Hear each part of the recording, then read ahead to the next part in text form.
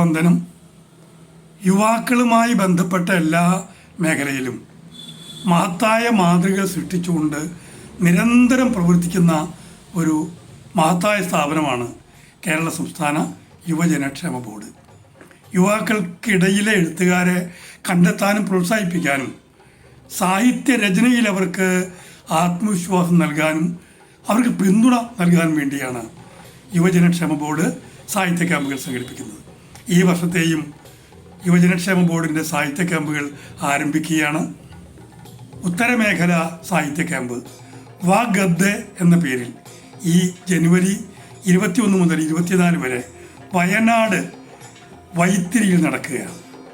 മലബാറിൻ്റെ അതിമഹത്തായ സാംസ്കാരിക പാരമ്പര്യത്തെ നെഞ്ചേറ്റു വാങ്ങിയ യുവ തലമുറകളാണ് ഈ അക്ഷര വിദ്യയുടെ മഹത്തായ സമ്മേളനത്തിൽ പങ്കെടുക്കുന്നത്.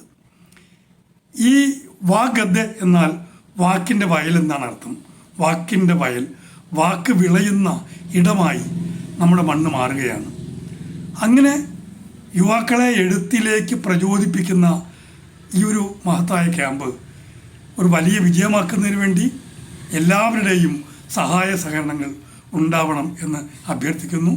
വാഗദ്ദെ തീർച്ചയായും കേരളത്തിൻ്റെ സാഹിത്യ ചരിത്രത്തിൽ ഒരു മുദ്ര വയ്ക്കും എന്ന പ്രതീക്ഷയോടുകൂടി എല്ലാവരെയും ഹൃദയപൂർവ്വം ക്യാമ്പിലേക്ക് സ്വാഗതം ചെയ്യുന്നു.